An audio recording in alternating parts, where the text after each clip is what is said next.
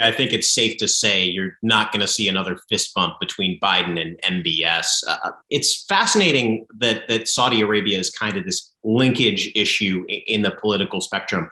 It's where Bernie Sanders progressives and Trump Republicans almost meet up in the middle. And we saw that, of course, going on years back with the pressure that both of those forces in Congress put on the Trump administration to cancel U.S. military involvement, U.S. refueling of the Saudi-led coalition that was fighting in Yemen, a war that a lot of people thought was unjust, that they didn't want American hands in.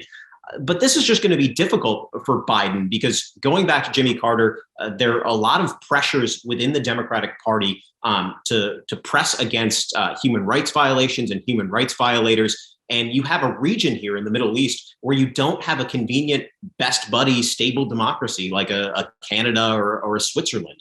And so it's going to be a challenge to Biden's more realist foreign policy tendencies that are sometimes pushed within his NSC. Of course, Brett McGurk seems to be a spearhead of this for things like the Abraham Accords, always controversial within the Biden administration. But they really wanted to push, of course, that normalization between Israel and Saudi Arabia.